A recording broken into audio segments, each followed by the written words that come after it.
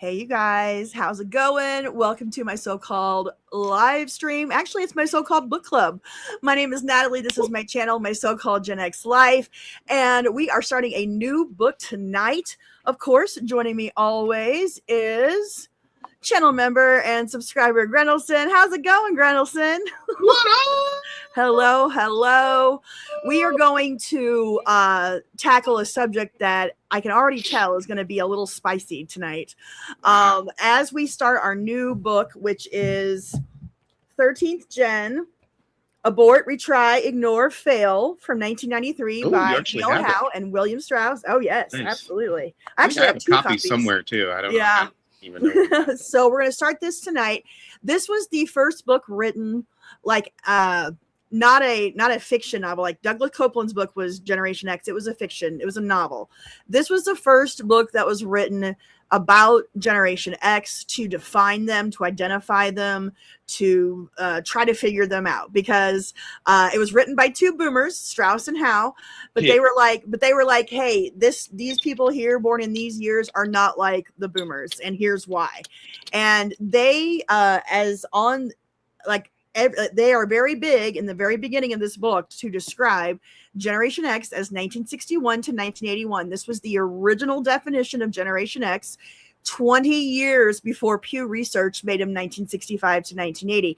And the only reason Pew Research did that was based on demographics, based on birth rates. Because the baby bust started in 1965. But they go off of way other things besides a lot of other different reasons why they decided 1961 instead of 1965. It's not demographics. It's about culture and about life experience. And that's what we're going to talk about tonight. Are we excited? I'm excited. I'm excited. I'm always excited. Yes. I'm excited. Yes. Always. Hello, everybody in the chat. Hello. Joseph's here. Reprimanda's here. Michael Eng is here. Cruz AM. Crouching Taylor, Hidden Swift. San Diego Christie. L'Histoire. That's a very French username. That L'Histoire. Recafe. Parlez-vous français? Oui. Yeah. Je parle français un peu. Bug Hot Wheels. Hello. Un poquito español. AC Archives is here, already telling me that Gen X is 65 to 80. Prove it, because I'm going to prove I'm going to prove to you that it is 61 to 81. For those of you that do not know, it was not until 2014 that Pew Research gave us the definition of 1965 to 1980. Our whole lives growing up, early 80s babies were considered Gen X, 80 and 81. Yep. And we're going to talk about it tonight. Yep. Hello, Aaron B. How's it take going? your preconceived notions from Pew. Yes. And put them aside, please, because allow our esteemed book authors to set you straight as to why they're correct and Pew Research is not. Pew Research is wrong. And again, this is all in fun. This is not any kind of serious topic for arguments. When it comes down to it, it is how you identify. If you were on the cusps, if you were an early 60s baby, if you believe that you are a boomer and you feel that is that absolutely. The same thing happens on the other end of the generation. Mm-hmm. If you're born in 1981 and think you're a millennial, then that's fine. Yeah. That's totally fine. But tonight we're going to talk about why they picked 1961 to 1981. Yay! Yeah, we're always big on its self-identification. Really, I mean, yes, especially on the cusp. I mean, on the cusp, definitely. I mean, yeah. And the thing is we could take a look at two 61 borns, and we will, and we will decide one of them is a boomer and one of them is not. And they're both accurate. And I'm talking about, and I think you know which 61 borns I'm talking about. I do. There's one 61 born that we all know. He was our president for a while. He was the president of the United States. Yep. Yeah, he was. And, but I will call him a boomer all day long. I would say that Barack Hussein Obama is which, by the way, if you didn't catch Lanterns this weekend, oh my God, that was hilarious. What's Lanterns? I don't know what Lanterns is, but I'm sorry.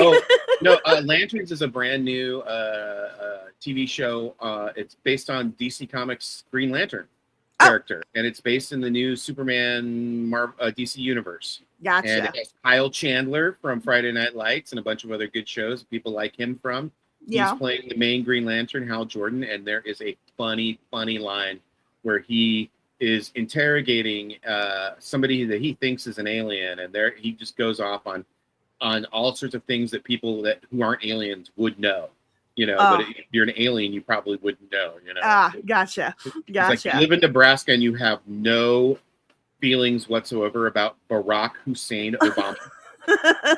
Sure, that was from the show. Gotcha. I missed that. Sorry guys, I don't watch current television. Sorry, so. Not to go off on a tangent, but no, it's cool. Barack Obama definitely not a. I would not call him a Gen Xer. But no. I know a bunch of 1961 borns who I would call Gen Xers. Yeah, I would call Michael J. Fox a Gen Xer. 100%. They're going to be 65 this year. So. Yeah. So and Frederick RC makes a very good point, and we're going to talk about this tonight. It's less about 80 versus 81 and more about if you became an adult, graduated before or after the millennium. So some 81 grads in 99, others in 2000. I always say if you graduated in the 90s, you're a Gen Xer, like from high school or college. Like once you hit that class of 2000, to me that's millennial. Well, 2000 was the absolute definition of the word millennial. Exactly. That's why they gave them the name millennials in the first place. And Strauss and Howe were the ones that coined the term millennial. So this is a great point. It's more about when they graduate than it is about when they were born. And that's why that cutoff on 80, 81 is, is so arbitrary, but like again, it's how you identify what your experience was, because someone who graduated in 1999, believe it or not, had a different experience than someone who graduated high school in 2000, 2001. So, that's 12 years after I graduated. So right. Beyond me, I don't know what y'all were doing in the 90s. I was 99. I was like, I'm going to... Yep, 1982 was coined millennial because 18 years was 2000 for high school graduation. So we'll get into all that. Let's bring up the book. We're going to have a good time. And this is for fun discussion. There's no need to get mad about anything or get into arguments in the comments. We can have a fun talk and discussion and give our opinions and our experiences and then have, Listen, we don't want to have to moderate anything, No. Hello, folks, tonight. So this is all for fun and enjoy and all those absolutely things. And what I really like about this book is, again, it was written in 1993, which is a very interesting time to write a book defining Generation X, because this was right at the time when our generation was really starting to become very influential in pop culture. It was right at the time that Nirvana and grunge hit the scene. It was the time when our movies were coming out, our singles and Reality Bites and Clerks and all that, 93, 94. So this was right before that, which means that they do a lot of the explanation of the generations based on childhood experiences, because by that time Gen X was out of childhood and millennials were in childhood at the time. So we're going to have a good time talking about it. Let me get this. 76 identify as silent. No, silents are way earlier. I mean, you'd have to be born before World War II. I mean, I guess you can try to identify that way. I mean, my stepfather's a silent, and he's in his 80s. So. 77, you're an exennial. I know you like to. You're 76 and you like to be a exennial. Yeah, I'm 77, but I definitely consider myself right on the cusp of Zennial Gen X, because I consider myself both. I am part of the Generation X because it's 61 to 81, but I'm also a cusper, and I feel like I have more in common with somebody born in 1983 or 1982 than I do with somebody born in 1965. That to me is a Zennial, because I had some tech experiences in my childhood that weren't the same for somebody born in the mid 60s. So, but again, it's all about self-identification. Part 1 of Abort, Retry, Ignore, Fail, 13th Gen introduces the author's core argument that generation born roughly 1961 to 1981, the 13th generation of Americans since the founding of the country, is fundamentally different from the baby boomers who raised them, and the silent gen as well. Strauss and Howe deliberately avoid the term Generation X. It hadn't really took hold in the culture by this time. It was happening. It was being used, but we hadn't gotten our name yet. Right. And that's literally the opening of the book, is that we don't even have a name. What the specifics were, we don't even have a name is the name of the opening section. So that's what they call us 13ers, or 13th gen, because we're the 13th generation of Americans since the founding of the country. This section, the first section, paints a picture of a generation that grew up in the shadow of the boomers' consciousness revolution. While boomers were busy exploring self-actualization, free love, political protest, and personal fulfillment, 13ers experienced the downside of those changes as children. High rates of divorce in single-parent households, latchkey kids, declining academic standards, open schooling experiments, and a culture that was increasingly treating children as optional or secondary to adult desires. So the authors use a very interesting style. For those of you that have actually seen the book, read the book, this is a very different type of book than what you normally will see. You will automatically notice that, well, hopefully we can get the pages to come up off of the Internet Archive. There we go. Yeah, it's a fun one. Let's see. Let's go back. So they open up with, we don't even have a name. And also, we will notice that there is some computer type language. Because the abort, retry, ignore, fail, that was from what computer language is that? What computer code was that? That was in early days of DOS. Computers. So it was DOS. Yeah, okay. DOS. All right. Here's this is what would happen if there was kind of an error. And literally that's what your options were. And right. Most of the time, it's abort, or so they really pick up on this, and I think that they did this because Gen X, especially the youngest of the generation, were the first ones to kind of get into this world of computing. I mean, granted, we did have some boomers, the boomers that were on the leading end of the computer in the 70s. Yeah, I know. But we were the ones that kind of adopted it. Yeah, we were the ones playing with them. Yeah, and playing with it. So that's what they went with this. I thought it was really interesting that they went with this. But if you don't have a copy of the book, this is what the opening looks like. It's like a bunch of computer code. And the funny thing, I actually looked at the code and I'm like, wait, that's actually a ATDT. That was actually that's a, other than the phone number not being real, it's a 555 number. That was what you would dial. That's what you would type to dial a phone number on your computer.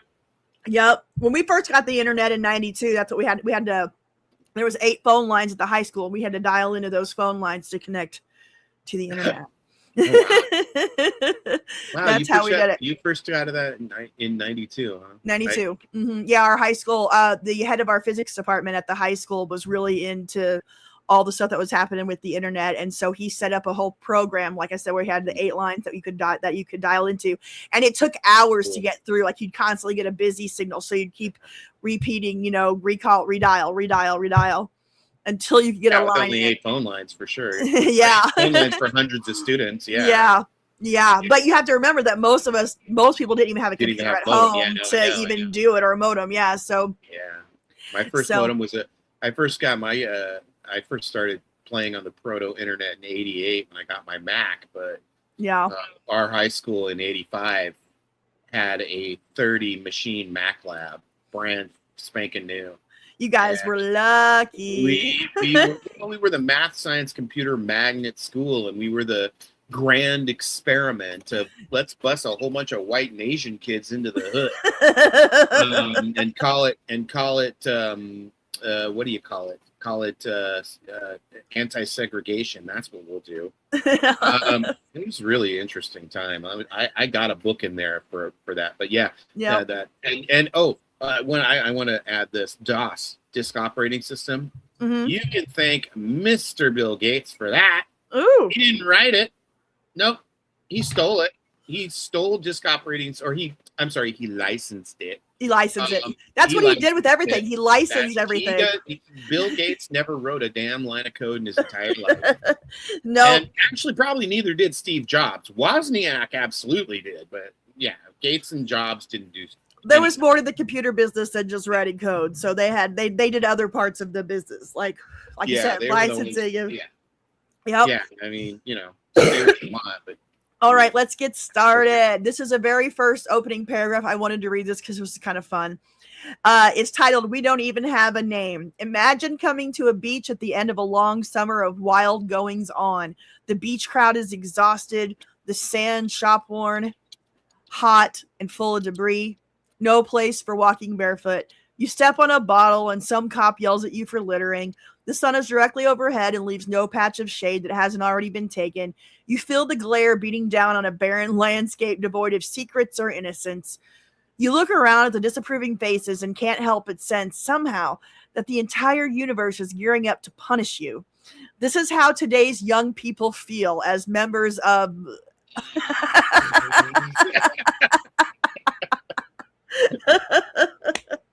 Not reading Drive B. The Drive B was your disk drive, so I don't know. Yeah. Drive C was your hard drive. Right. The movie Hackers would come out 2 years after this book, right? That's crazy. They were definitely tapping into something with this. I'm still not 100% sold on the style of the book.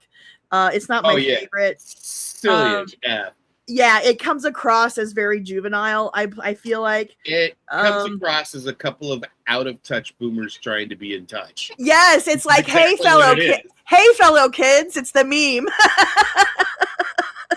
Hi, I'm Steve Buscemi and I'm in high school. But yes, they were prophets. You are correct, Reprimanda. The information in the book is really good. The presentation is the meme. It's hello, fellow kids. Okay. Which is why this book, in terms of their oeuvre, this one is not well regarded as, say, as Millennials Rising, or Fourth Turning. Yeah, you're right. This is probably their least. Isn't either, but yeah, well, this is probably their least lauded or book. Of course, because it's about us. Because it's about us. Of course it is. Of course it is. Jokes write themselves. And I think it's mostly because of the style, because there's some really good information in here, so much so that I'm literally going to make a video with a lot of the stuff that's in this book about defining our generation and yada yada, kind of a follow-up to my What is Generation X video that I did a couple of years ago. So your handle is Two Boomers. Yeah, duh. I know, I love it. Uploading 13th Gen Part 1 .doc. Yeah, probably. Or it's going to be called. Prophets, 2 of them. I feel like we're talking about Dogma, which I'm making my 1999 Gen X movie video right now, and I just pulled clips from Dogma. Yep, Prophets, 2 of them. That came out of Alan Rickman's voice. Prophets. Oh. 2 of them. All right. Here we go. So that wonderful scene that was just set on the hot beach at the end of the summer is how today's young people feel as members of what 30-year-old writer Nancy Smith calls the generation after. Born after 1960, after you, after it all happened, after boomers, and before the babies on board of the 80s, those cuddly tykes deemed too cute and fragile to be left home alone. Who does that leave stuck in the middle? 80 million young men and women ranging in age from 11 to 31. They make up the biggest generation in American history. Yes, bigger than a boom.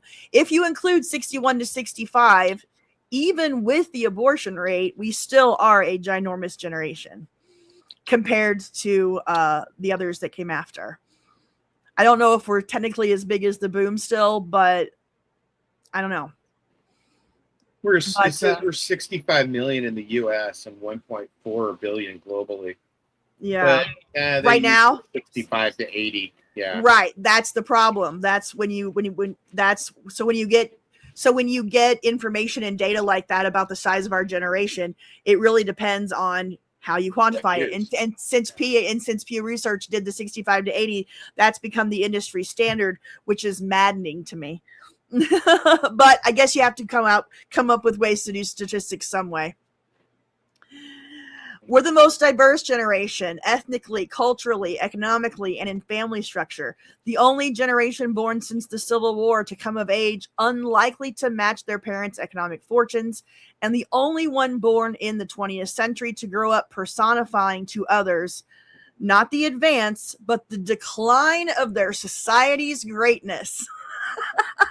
We're the first, the decline. You're welcome. We're number one at sucking and being forgotten. And we don't care. As they shield their eyes with Ray-Ban Wayfarer sunglasses and their ears with their model TCD D3 Sony Walkman, $229.99 suggested retail price. Today's teens and 20s tone setters look shocking on the outside, unknowable on the inside. I really would like to hear, I would really wish there was a Gen Zer group here so they could hear what we're about to say about how Gen X was seen through the eyes of their parents. Gen Z, listen up. Come here, listen to this. Come here, Gen Z. we were just talking about Gen Z the other day. This is Gen Z. Hello, Gen Z. I'm gonna explain. I'm going to read how Generation X was explained by their baby boomer parents back when they were 20 years old. You ready for this? This is how they saw us. This is how they described us. To older eyes, they present a splintered image of brassy sights and smooth manner. Families aside, what the older crowd knows of them comes mostly from, hold on, I gotta get the page. A mix of film cuts, celebrity blurbs, sports reports, and crime files. On the news, the regular news. The news. Over 30 moviegoers see them as hard to like kids. Kids who deserve not a break, but a kick, a pink slip, maybe even jail time. They are the Breakfast Club's brat pack, enduring pointless punishments at the hands of befuddled adults.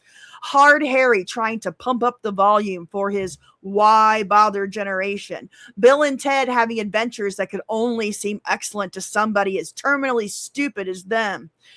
Tom Cruise proving he's a Top Gun only by breaking a few rules. A Heather's wilderness of teen unalivings, death-dosed boys in the hood, Rob Lowe's bad influence, an evil teenage hand that rocks the cradle for a baby far more precious than she ever was.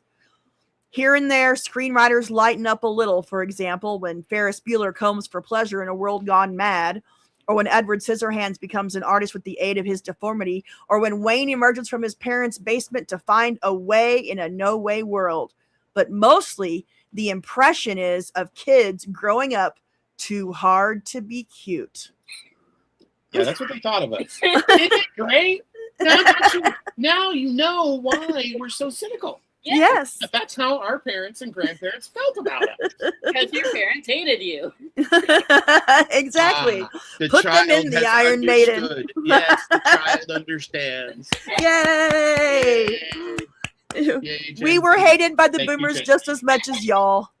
We were told to pull ourselves up by our bootstraps just like you guys. Yeah. We were told to go out and pay our dues just like y'all. Take your student loans, get your degree, go work for the man for 50 years, and get a pension and retire. Wait, what? What? Damn the man. Save the empire. Yeah, it continues. The shortened scripts of TV sitcoms and the quick bites of ads and music videos leave an even brassier image of affluent wise guys and sassy girls more comfortable shopping than working or studying. Ads target them as beasts of pleasure and pain who have trouble understanding words longer than one syllable, sentences longer than 3 words. They really loved us. I mean, I know multisyllables. But I can't express myself monosyllabically enough for you to understand me. That's a line from Mallrats. All right. But again, he also asks Stan Lee about the size of superheroes' junk. So yeah, that's true. Take that movie for what it's worth. Let's see. Pop music on their ever declining number of top 40 stations, the heavy metal, alternative rock, new wave, rap, strikes many an older ear as a rock and roll endgame of harsh sounds, going nowhere melodies, and poetry that ranges from the clumsy to the foul or racist. There's other stuff, a cappella voicestras, acoustic revival, but not many aging classic rockers ever hear much of it. They hated us. They hated us. They hated us. And now we're going to talk about all the things why we hate you. Yes. Because Neon is Dion. News clips document a young adult wasteland of academic non-performance, disease-ridden sex, date rape trials, wilding, and hate crimes. Today's youngest sports figures often look to elders like American gladiators, athletically proficient but uncerebral, uncivic, lacking nuance.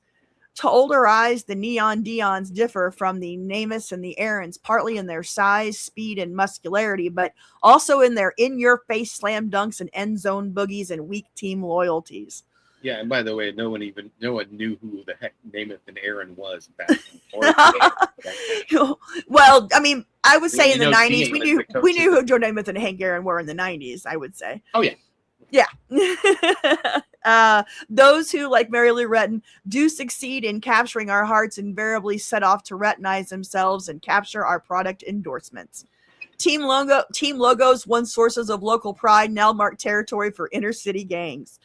But the Icky Shuffle, Shark Jacket, and Air Jordan High Top aren't the only sporting icons new to this generation. There's also one-armed Jim Abbott pitching in the major leagues, America's world champion women's soccer players, and second-generation black student athletes like Duke's basketball star Grant Hill, the son of Yale and Dallas Cowboy football star Calvin Hill. Yes, this is a generation with a PR problem. Yeah. Yep, our reputation comes from young celebrities and criminals from the biggest stories of success and failure. Oh, goodness. So, yeah. Yeah, and look at look at our Gen X icons. Robert Downey Jr. I mean, come on. Yeah. I mean, at the time, the Brat Pack was, had basically dissolved by the early 90s, and half of them had drug problems, and half of them, their careers tanked or whatever. This was written in 1993, right when Molly Ringwald had left for France and dropped out for a while, and Alex Sheedy didn't have anything to do. Anthony Michael Hall was I don't know what he was doing in the 90s. Forget. Right. And then the biggest movies of the late 80s, early 90s were Heathers, Pump Up the Volume, that type of movie. Yeah. So Grant Hill did have some great feelers. I was a big Grant Hill fan back in the day. So yes. So 1993 is when this was written. Duke. Okay. So let's go on to the... Did Krzyzewski finally retire? Yes, he did. A couple of years ago. Let me get to the parts. Are they're like putting like 80 teams in the tournament this year? If they are, I'm just so done. Oh, I am. I've been done with sports for a while now. That's why I'm like matriculating to things like F1 and right. Yeah, I'm so done with pro sports. Yeah. Me too. With each passing year, these young men and women are gradually but surely making their mark on the national character. In them lies much of the doubt, distress, and endangered dream of late 20th century America. In them also lies a reason for hope.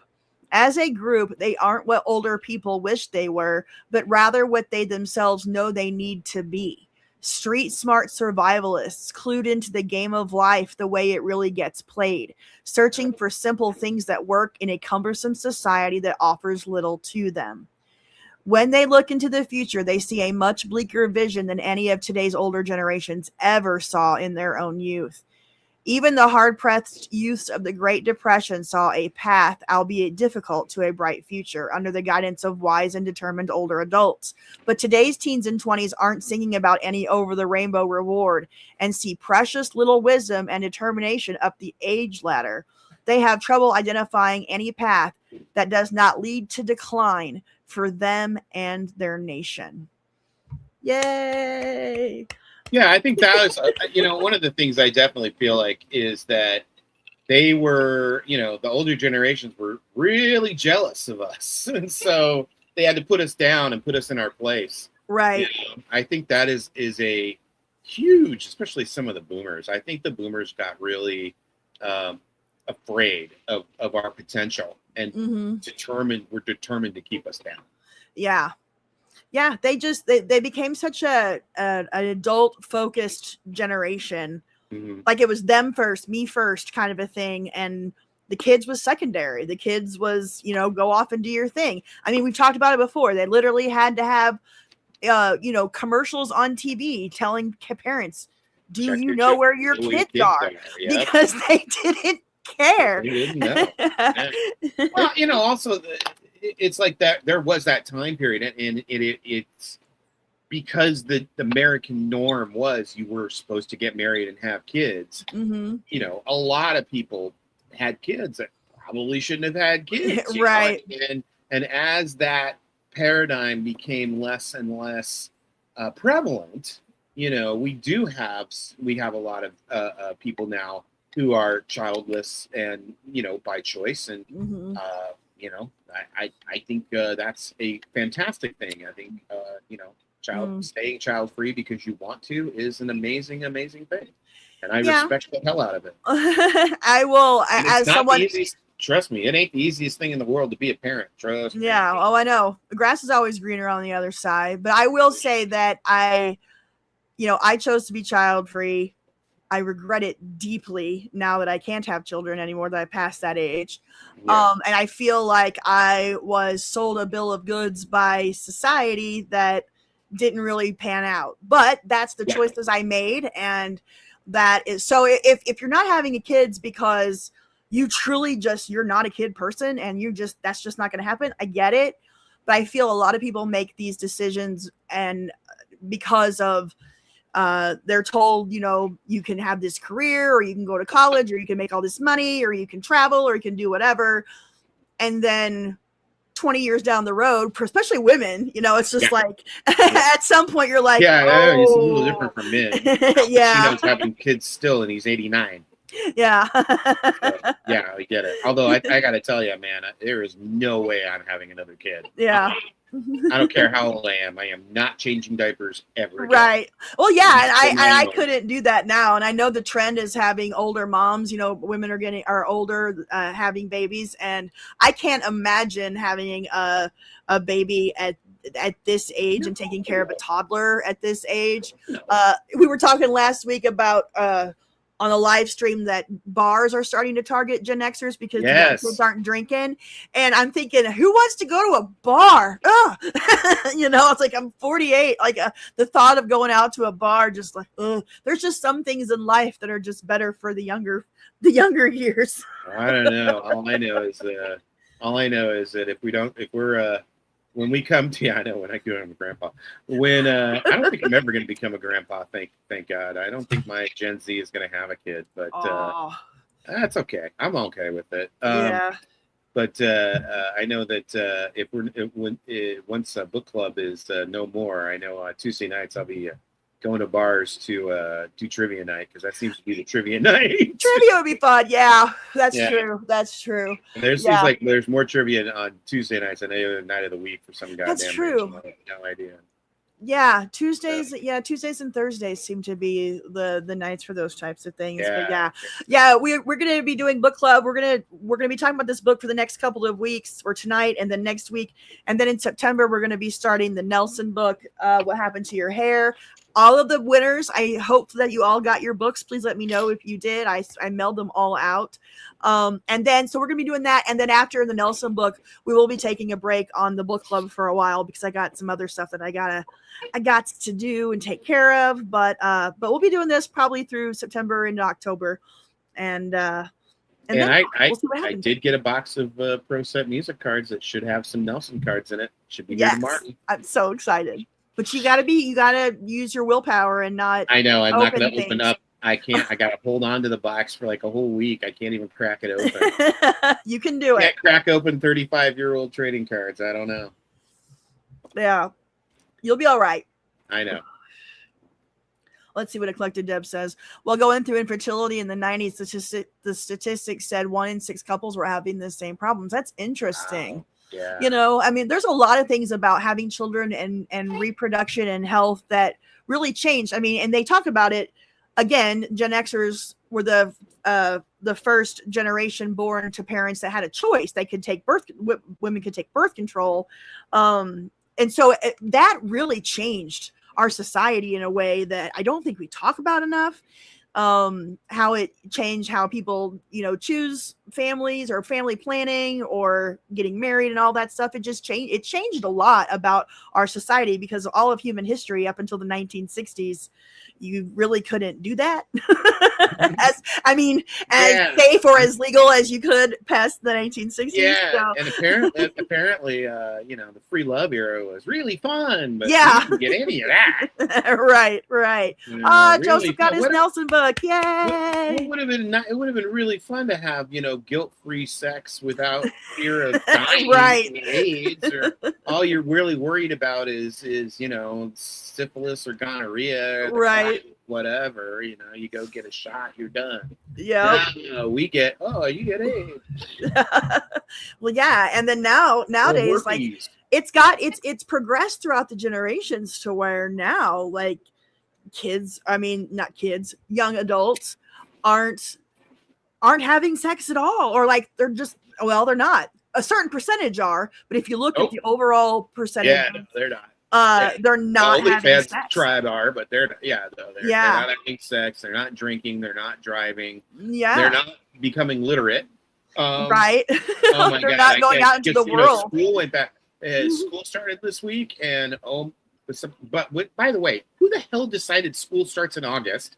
But second, all this week, all I kept hearing is teachers starting to cry because they're teaching high school and the kids can't read and can't write a sentence and can't write a paragraph. I've heard it from college professors and from high school teachers. Everywhere. It's awful. They're talking about how bad the kids are right now. And I got to be honest, it's true. Our generation has got to take some responsibility here for how we've raised our kids and how we've allowed this to happen.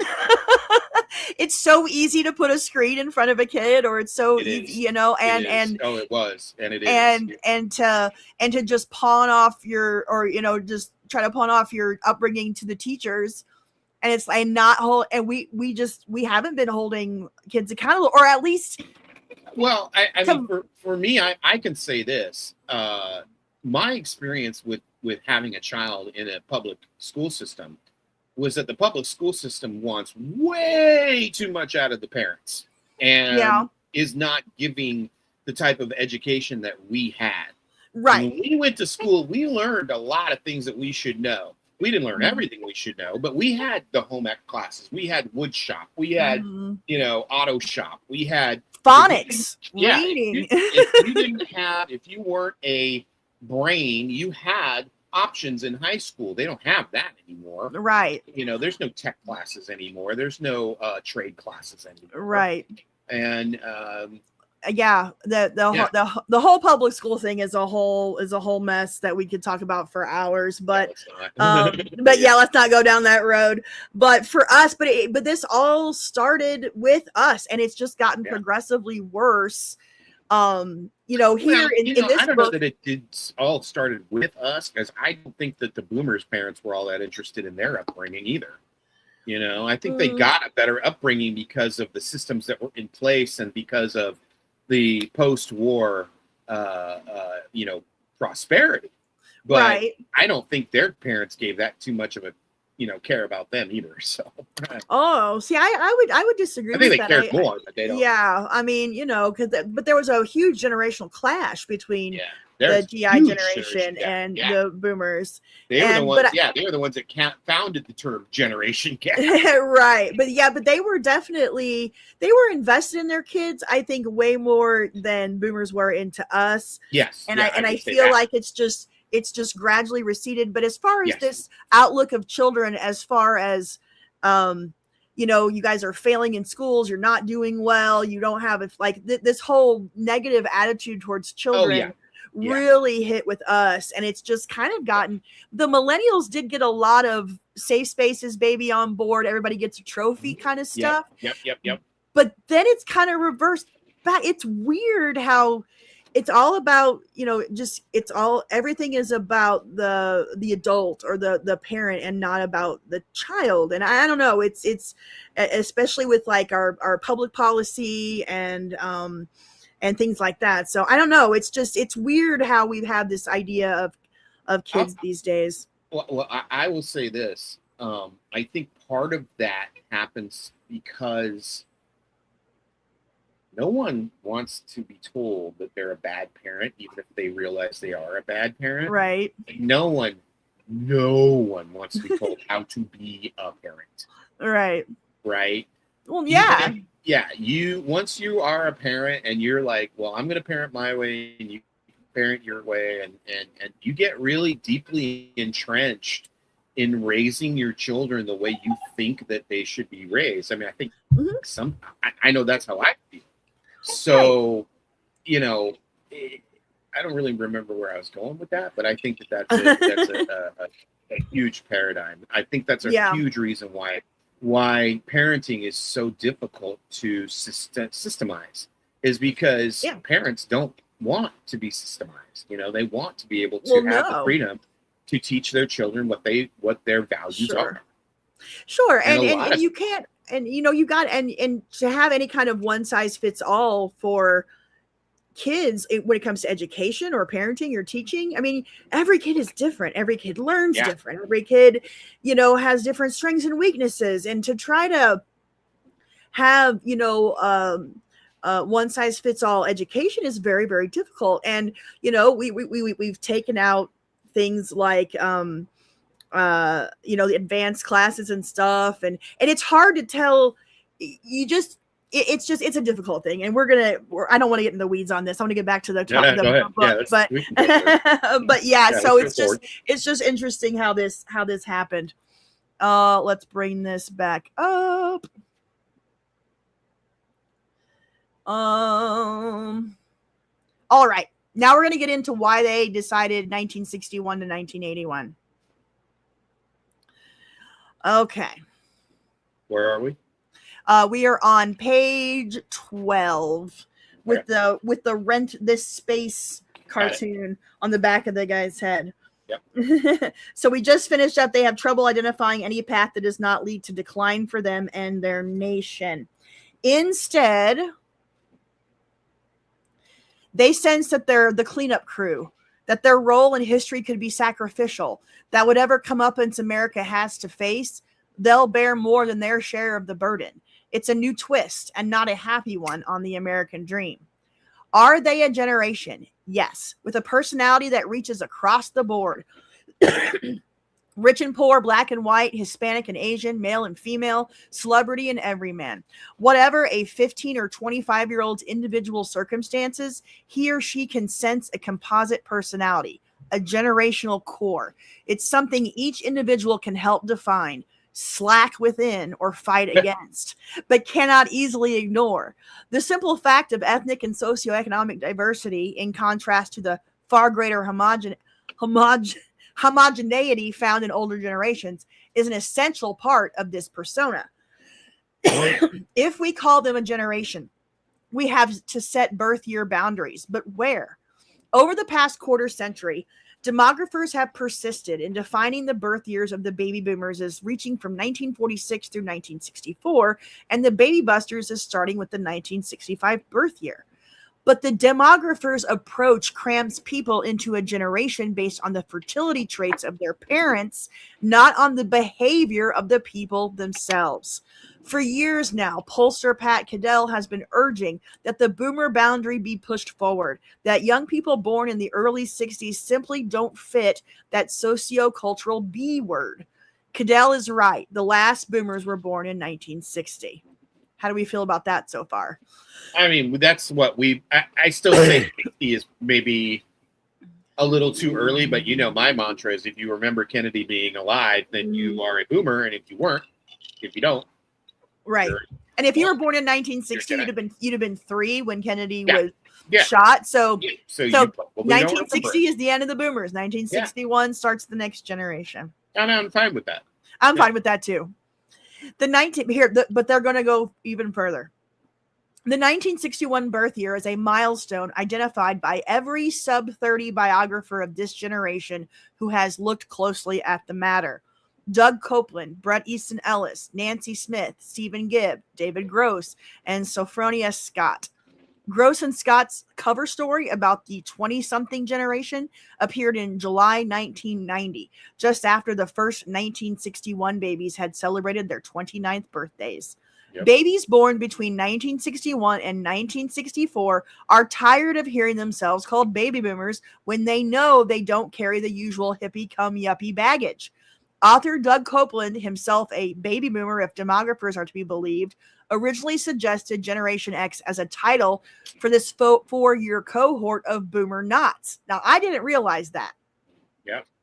So Copeland was just describing the early 60s babies in his book, Generation X. Yeah, he was just describing Jen Jones, really. Yeah, Jen Jones. Yeah, exactly. What we call Jen Jones now. Yeah, exactly.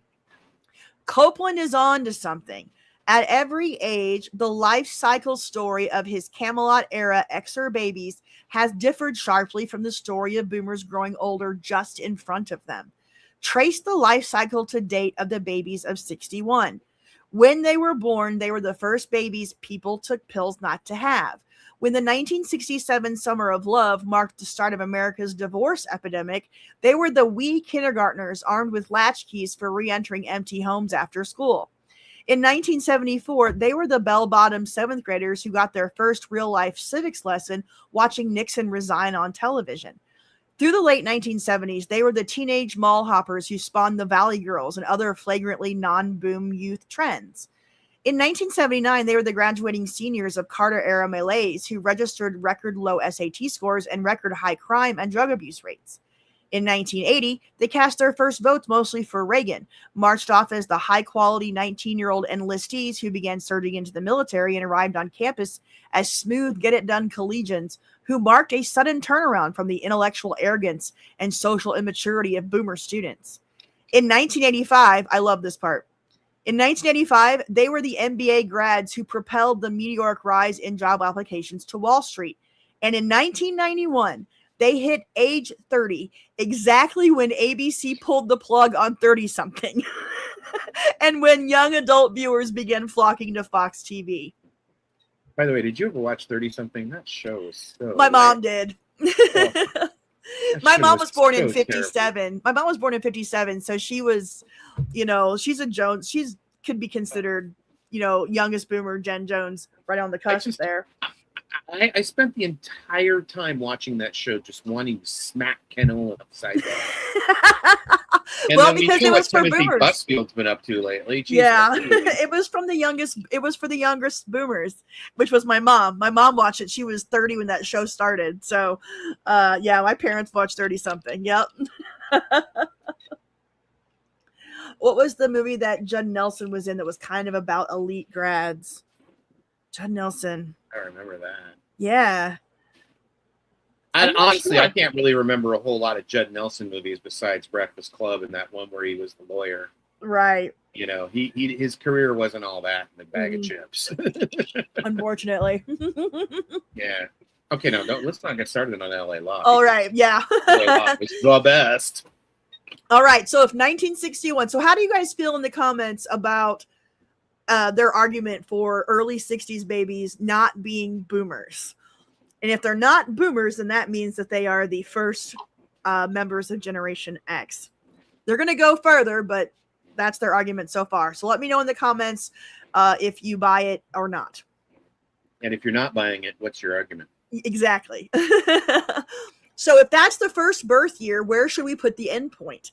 History shows that on average, modern generations stretch across a little over 20 birth years. Can 31-year-olds share generational membership with 11-year-olds?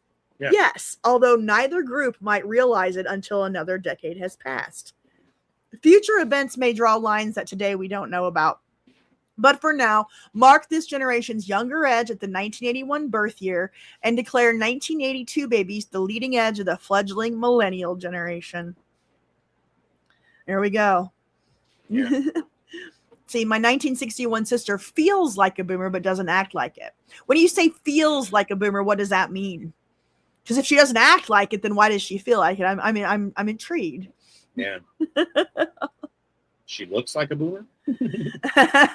Billionaire Boys Club. That's right. I remember that movie. Oh yeah. That's right. Yes, Judd Nelson was awesome as Hot Rod and Rodimus Prime in Transformers. You're right. Yes, St. Elmo's Fire. Yeah, she identifies as a boomer. Gotcha. Really interesting. Well, and yeah, well, I mean that's where you get it from. Yeah, if she identifies as a boomer, then she's a boomer. I mean, it is. It's entirely up to the individual, and right. You know, they want to identify as a boomer, then they're a boomer. Yeah, and you got to remember, because like 1961 babies were 20 when MTV launched in 1981, and I mean that is just that was the one. They were the ones. Those were the kids that they were like, we want you to go buy records, you know? Yeah. So, and again, we have the early 60s babies of Michael J. Fox, Tom Cruise, Rob Lowe, you know, all of these people in our culture at the time that were considered the next generation, and but they were early 60s babies. We got a super chat from Frater RC. 5 Canadian doll hairs. Thank you so much. All these people that want to make me out as part of Generation X had better watch out, or they're going to get X'd out themselves. Jeff Buckley. Well, interesting. What year was Jeff Buckley born? He was. I want to say he was like 61. 1966. Oh well, he's definitely a Gen Xer. Well, he was. I mean. He was. Right. He is no longer with us. Right. Been for a long time. Right. When did Buckley die? Oh, 90s? He died in the 90s? 1997. My goodness. I didn't realize it was that long ago. It was when I was in college. I know. I'm still like, oh, hallelujah. Yeah. Thank you so much, Frater RC, for the super chat. I absolutely love it and appreciate it. Yes, R.I.P. to Jeff Buckley. It's been almost 30 years. Damn. And that's longer than he was alive. Yeah. Ooh. Oh, man. All right. Let's see here. I need to light up another one for that. All right. Ooh, I'll be right back. Okay. I'm going to keep reading. Go ahead. All right. So remember, this was 1993. They're talking about America's 11 through 31-year-olds, which is Generation X, born between 1961 and 1981. America's 11 through 31-year-olds are congealing into a bona fide generation that encompasses many common personality traits, as well as a few trends from the younger to the older edge. The elder Atari wave, those pioneers of coin-op, Pac-Man, and Space Invaders, represents the last gasp of America's demographic baby boom and then a gradual decline in birth numbers. Born in the 1960s, Atari waivers lie at the more abandoned, damaged, criticized, alienated end of their generation. We try that again. The elder Atari wave, those pioneers of coin-op, Pac-Man, and Space Invaders, represents the last gasp of America's demographic baby boom and then a gradual decline in birth numbers. Born in the 1960s, Atari waivers lie at the more abandoned, damaged, criticized, alienated end of their generation. These are Copeland's 20-something Xers who have suffered the most from the betrayed expectations of a youth world that went from sweet to sour as they approached it. They are also the 13ers most impeded and angered by boomers. Now that's interesting. Yeah, the oldest cohort of our Gen Xer brethren, our older brothers and sisters, kind of got it the raw deal from our parents, right? Because their parents were the older generation, Silent Gen, and their parents were both boomers, right? But we have to remember that a lot of the early Gen Xers, their parents were GI generation, and the GI generation brought up children much differently than the boomers did. Yes, absolutely. And this whole thing about gaming in arcades, that's another marker of early 60s babies. They were the young teens when the Atari and all that first started coming out, and the arcades and all that stuff. So they are so Gen X. There was so much, and we don't even know it now because it's been buried under the rugs. But until Atari, the reason why home systems started to take off so well is because at the time in the late 70s and early 80s, arcades were not places you wanted to send kids. Right. They were like places where druggies hang out. And, we were watching an episode of The Incredible Hulk. Yeah, and it was pinball was made illegal in a lot of places because people gambled on it all the time. Yes.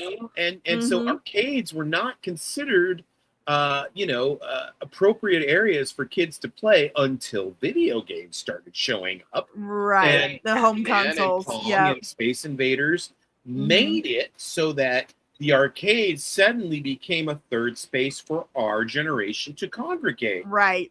Oh man, now I want to go to the arcade. I don't want to play some games right now. I need my Galaga fix. Spartacus Jackson, 4555, $9.99. Thank you so very much. This one is for you. Yes, my mom was born in 1963 and dad born in 1964. They act totally different from folks born in the 50s. It's definitely a cusp discussion that needs to be had. My parents are so 1990s. Your parents are Gen X, it sounds like, and not boomers. Your parents are barely older than me. I mean, I'm 78 born, so that's 8 years. I mean, honestly, I hate to say this, I've dated people 8 years older than me. So, and if you look at it from the other side of the coin, how can anybody even argue that somebody born in the early 60s has anything in common with somebody born in the mid 40s? Like the generation boomers start in the mid 40s. Like how could you lump in? I would much rather lump in 60s babies with Gen X than boomers. Anybody born, listen, you're born after Sputnik. Yeah. What is Sputnik?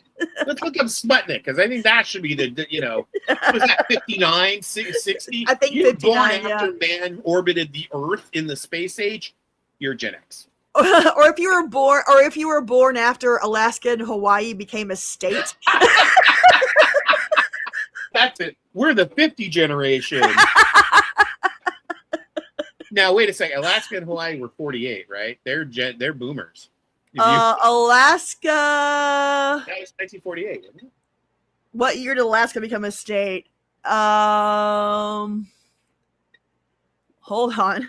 What year did Alaska? I thought it was the 50s. I thought they were both in the 50s.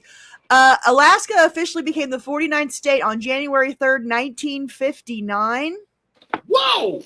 I was way off. Yeah, I knew it was in the 50s because I watched What's My Line and August 21st, 1959 for Hawaii. Yeah, because I was watching What's My Line, and it was it was in the 50s, and they had the governor of Hawaii was on, and they had just become a state, and it was like a 1959 episode. Wow. That's the only reason I knew that it was the late 50s. Well, no wonder Hawaii Five-0 was so damn popular. I mean, practically a travel log. Yeah. So thank you so much for that super chat. I super appreciate it. Thank you. Thank you. Although I don't see any of that money. So yeah, Gen X 50 stars. Gen X. Yeah, but if you think about it, it makes sense. Like, if you were born before we had 50 states, you are a boomer. But if you're born after that, and Kennedy and all that stuff, I mean, come on. Yeah. 60s babies are Gen X. Oh, I got so much good ammo for my video coming up where I'm going to make this argument. I'm telling you, if you were born in the space age, if you were born after Sputnik and Yuri Gagarin, Sputnik. Yeah. Sputnik was 57, but like I think 57, but like Yuri Gagarin and John Glenn, that was 60, 61. I mean, come on. Yeah. You were born, if NASA existed, Yeah. All right. Born in the 70s and early 80s, the junior Nintendo wave, those Super Mario 3 and Tetris joystickers, represents the true baby bust. Yes. Since World War II, 1975 marks America's record low birth year. By then, the adult world was down on children, and there were few youthful expectations left to be betrayed. These are Copeland's Benetton youth, the shampoo planet kids who entered school when adults were beginning to reinvent some of the old societal shields that once protected the world of toddlers. As precursors of the wanted baby millennials, Nintendo waivers are aware that adult treatment of children is improving, if mostly to the benefit of kids just a bit younger than they are. Yeah. Around 1982, when Baby on Board signs first appeared on car windows, social trends started shifting away from neglect and negativism and toward protection and support. The abortion and divorce rates receded somewhat. Teacher salaries gained ground, and a flurry of new books chastised parents for having treated kids so poorly in the 1970s. This abrupt shift in societal attitudes marks the beginning of the millennial generation. Right. And that's really the key. It's because there was a shift in the way that the parents parented. Exactly. It had nothing to do with, cultural events. I mean, it had everything to do with cultural events and what was going on in the country, mourning in America. I definitely remember, there was a huge push to get this country back on track with Reagan being elected in 81. Mm-hmm. And a lot of that had to do with, so your parents be parents, right. And start taking care of your kids. And that's what ended up happening a few more years later. Yeah. Though for us, I was still in elementary school. I was going into junior high in 81. And so you were still in elementary school. Mm-hmm. And we got the tail end of the neglect when we didn't get any of the love and of the attention. I mean, there should have been some middle ground in the middle. I'd rather have some. I don't want to be helicoptered, but I would have rather had some oversight. But right, it'd been nice to know that that your parents wanted you to have you around every once in a while. I have to say this. My parents were really good about that. And as an only child, I wasn't quite, left to the wolves or anything. My parents had rules, and, I was left to my own devices, but I had rules. I mean, I always had to make sure I had enough money to call home. I always was supposed to tell my parents where I was, what I was doing. Mm-hmm. And I never didn't tell them. I was always like, I'm just going to do this, I'm going to do that, whatever. Yeah. I had a bike and I rode all over San Diego County as far as I could go. That's amazing. And then when I got tired, I pretended I had a flat and called them. And but yeah, I mean, my parents, I had rules. I had kit. We're not doing that anymore. Yeah, I had a curfew. They had to know where I was going when I would, and had expectations when I was going to be home.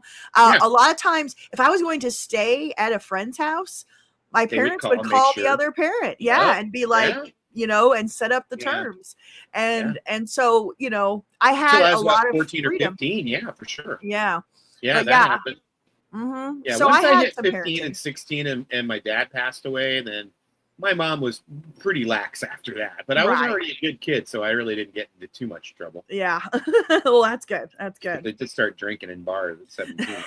Oh, danger. And that was funny, too, because I saw my buddy who I used to go do that with back in February, and he told my kid that. My kid's like, you did what now? And I'm like, yeah, he was there. Yeah. It's like, you started drinking at 17? I'm like, yes. They served you in a bar at 17? Mm-hmm. Like, Tom, did they or did they not put us at bars when we were 17? Yes, they did. Yes, they did. Why? Because we didn't look like we were 17. Because Tom, we looked like we were 25. In 20 years, that's what he looked like when he was 17. Hang out with somebody who's 6 foot, Let's see here. Where's the next part? You were not allowed back at the house, San Diego, Chrissy? That sucks. That's not good parenting. You stayed out all night so you can keep staying out. What? Yeah. Jeez. Congress endorsed this trend by making all children in poverty born after September 30th, 1983 automatically eligible for Medicaid, but not those born before. As the babies of the early 80s aged into school children, the new positive adult attitudes began moving up the age ladder with them. 3 Men and a Baby spawned a sequel, 3 Men and a Little Lady. By the late 80s, a new national priority had been declared. Whoops. Didn't mean to turn the page so fast. By the late 80s, a new national priority had been declared. The task of smartening up and cleaning up the primary grade kids destined to become the high school class of 2000. What to call this lost generation between boomers and millennials? Back in the early 70s, when they were no more than kids, adults sometimes dubbed them computer babies or the high-tech generation. Such names had a soothingly modern and affluent ring to them, and just a hint of the technophilia that was beginning to distinguish them from back-to-nature boomers.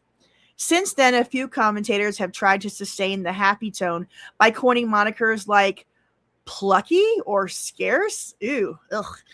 That would be terrible. Jen Jones now. Yeah. The assumption was that the babies of the late 60s would prosper from their relatively small numbers thanks to market-driven declines in college tuition and housing prices and increases in entry-level wages and benefits. Thus far, exactly the opposite has happened. Fortune magazine has tagged them the upbeat generation, pointing to polls showing their personal optimism about the future. Yes, their no problem jauntiness does say something important about how they look at life.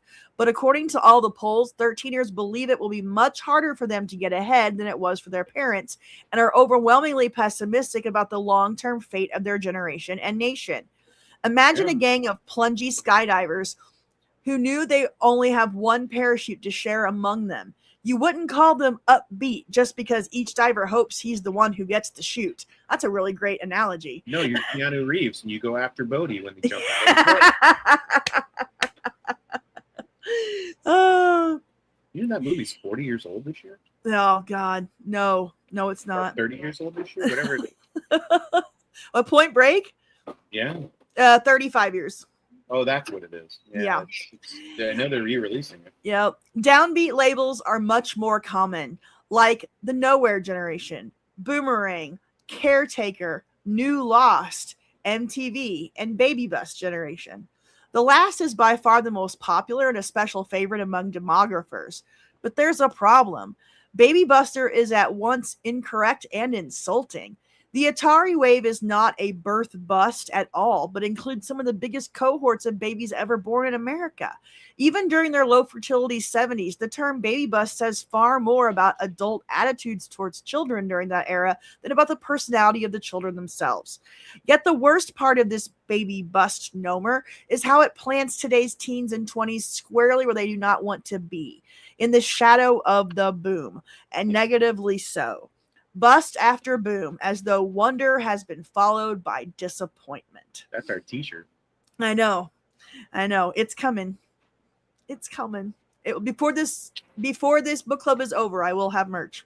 Yay! Other suggested names similarly lock them for life in the boomer afterglare. Copeland's Generation X term is derived from a 60s era tag the British gave to their boomer era mods and rockers, a tag that in the 70s was borrowed by a rather nasty rock band of British boomers. Shan Nick suggests posties, presumably an abbreviation for post yuppies, but every generation is post something. Boomers were post-war.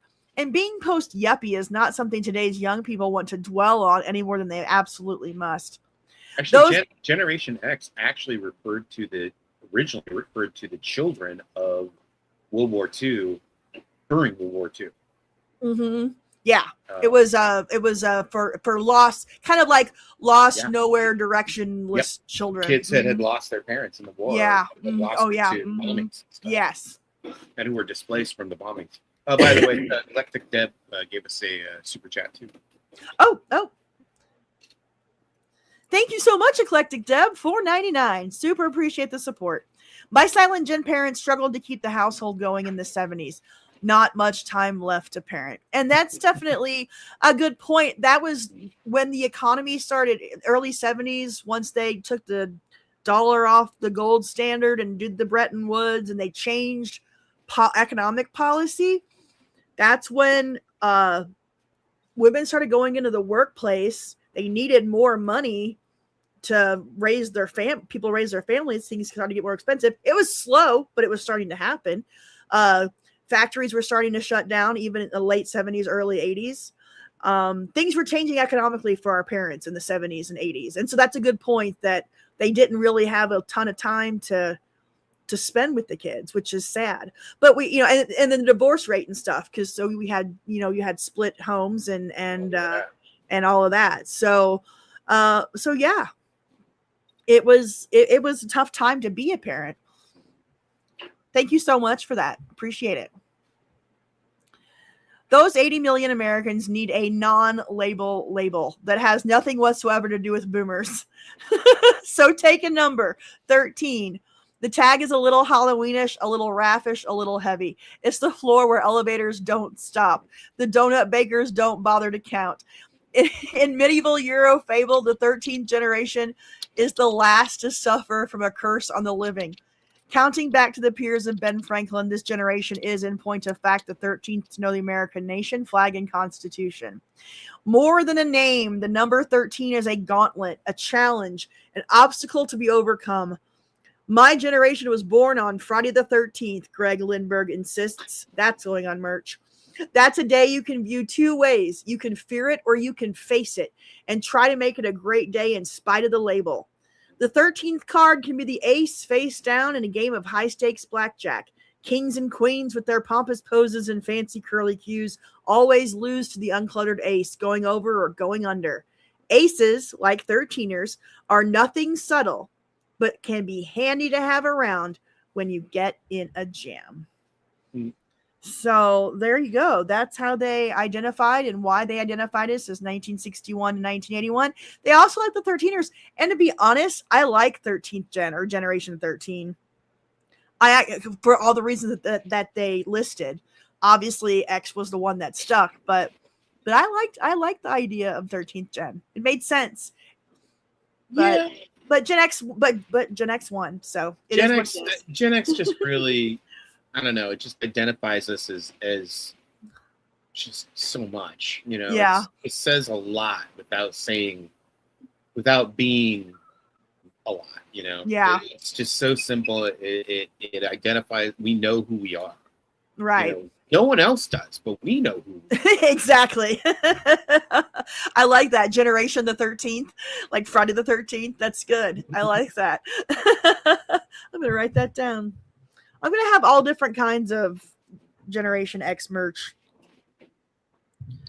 because I think we need it. You could do a video on Gen X horror movies too. You really want to? Oh yeah. Man. The reason I have Gen X has some good ones. Yeah, the reason I have it is because it is a big blind spot in my movie knowledge and experience. I was not allowed to watch horror movies growing up, so I don't have a lot. So I like to make videos about things that I have knowledge of, but I can't research it and everything. No, for sure. I don't have the experience with it. I liked a lot of the I like classic horror movies, and I like a lot of the 70s and 80s horror movies. Mm-hmm. I am not a big fan of what's going on now at all. Yeah. I don't think anything in horror right now is at all worth watching for the most part. I haven't nothing that's coming out of the horror realm is intriguing to me at all. Yeah. Yeah. I'd much rather go for a sci-fi story that has some horror elements. Yeah. If I watch anything current, which is rare. Yeah. I prefer sci-fi and time travel and alternate realities and timelines. Yeah. But yeah, anything like current that's horror or even comedy or romance, it's just not working for me. I'm still dialed into my stuff I like. So I'm still I still have all the streamers. I watch, almost everything for the most part. I mean, I don't watch everything. The best part about this channel becoming successful and me being able to do it full time is that my whole life revolves around 70s, 80s, and 90s pop culture. Yeah. I mean, if that's what you love, then do it. I'll tell you though, this afternoon I went and looked in I found some of my archives and stuff, and I'm like, I go through and I pull out stuff, and I'm like, oh, I have the 1000th issue of Rolling Stone. Oh wow! Huge. But I found a whole bunch of my old movie memorabilia. Oh boy, do I have a lot of good stuff. I'm like, okay, kid, if you need money, sell this big pile of photos. You can get about 10 to 20 bucks per. There's nice. Like 50. Oh yeah, they got tons of cool. I actually do have something cool. I want to show this this cartoon in this book while you're rigging that up. So on the left, we have the boomers in the 1960s. Never trust anyone over 30 with the big sign. Boomers with their big sign. And then in the 90s, the boomers are saying never trust anyone under 30. So they went from not trusting their parents to not trusting their kids. Silly boomers. Oh, you can't see it. I got to let me turn my background off real quick here. Okay. Yeah. Show me what you got. This is vintage.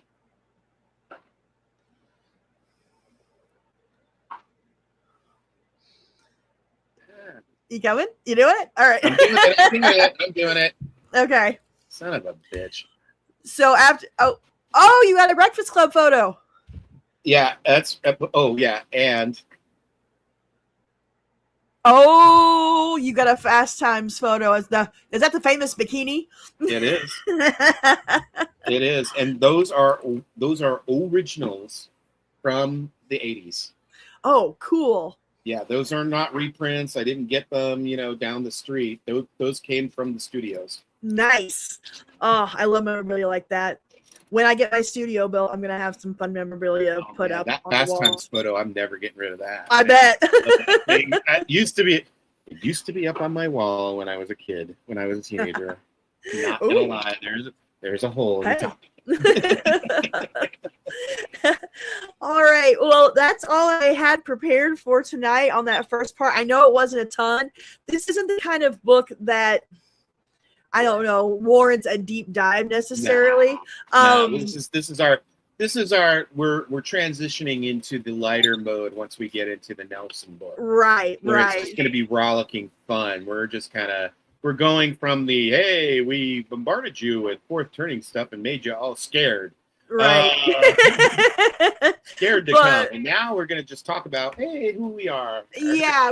And how and how we're defined. And we're going to talk more next week about this book. Next week will be the last week that we do this book. And then the following week, we're going to start the Nelson one. But it's a fun book. And I'm going to do a video on this book. Yeah. It's going to have that book's going to have a very big influence on the video. I mean, I'm obviously going to have more updated information, but I'm going to do a What is Generation X video, a sequel to it, and use this book big time. So I'm going to really dive in for video wise. But yeah, it's fun to read. It's an interesting read. It's a fun look back at how we were perceived in the 90s from our parents. And It's Gen really X is 1961 to 1981, and I will die on that hill. Gen X is 1961 to 1981. Yeah. Does anybody still disagree with us? Yeah, that's a great question. Does anybody disagree? That it's not 1961 to 1981. Fear the 13ers. You're the 13ers. Part 4 of the series of my video Gen X movies in the 90s is coming along quite 2 hours nicely. Long. 2 hours long. And I'm going to keep it from being 2 hours long because my goal is once I finish the 99 video, I'm going to put all 4 parts together in one long, big master video. Geez. Yeah. So I think we're all in agreement that 1961 is a good place to start for Gen X. Yay, San Diego Chrissy agrees. Woo! 1961, not 1991. Right. So that's all I got, guys. Tomorrow night we'll be back over on the Discord watching Little House on the Prairie. Thursday night we're watching Incredible Hulk and Las Vegas, so that's a good time. And then Friday night I'll be back for my so-called live stream. We are finishing up the Electric Youth 87 and 92 era. We're gonna we're gonna be doing team. I'm done with it. You're done with it. I'm so I done gotta with finish it up. I got a lot of stuff to do, but it's gonna be kind of a catch-all, a little bit of everything. So, yay! I gotta remember that it starts at 4 instead of 5. Yeah, that's right. Because I have a members bonus hour. Oh, that's the other thing. VHS, yeah. That's another thing. Members, we're starting Golden Girls tomorrow night at 6:00 Central on the Discord. So, and I also added another membership level, a $20 membership level for supporters of the channel to help me make videos and put in their 2 cents. $20. All right. I get every month. I know. It's a special tier for those that want to give a little extra support to the channel, and it will also be the tier where I take more ideas and experiences to put in my videos about Gen X life, TV shows, movies, executive producers tier. Kind of basically with what I did with your email in my last video about 99 being deserving a video on its own. That's the kind of stuff I'll do for members on the $20 level. Well, that's worth it. Yeah, I love that. There's people that want to support me. So 100%. Yeah. Thank you guys so very, very, very much. We'll be back next Tuesday for another round of 13th Gen. And then Nelson starts the following week. I'm so excited. But we will have a preview of Nelson because next week I will have my box of Nelson cards. Yes. I will open at least 1 pack of cards live on camera next week. Sounds searching like for the elusive 3 Nelson cards that are in that set. 3 Nelsons. I got 1 here. Yes. Well, we need the other 2 to surround it. And then I sent you that article of the guy going through the set card by card. I'm going through there's this guy on YouTube or a blog. He's going through the trading card set card by card. Yes. And he did the Nelson cards like I saw that link that you sent me. Yeah. That was fun. Thank you so much for the comment there, Dr. Grant. I appreciate it.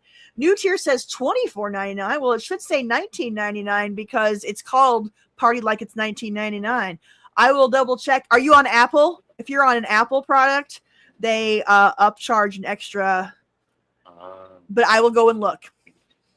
No matter where you go, there you are. Thank you so much, Bad CXO. Appreciate you guys. Appreciate you guys for the comments, for the super chats, for being involved. I super appreciate it for the watching. We had a big crowd tonight, and that's amazing. Hope to see you guys back here next Tuesday. Have a great night. Okay, bye. Peace.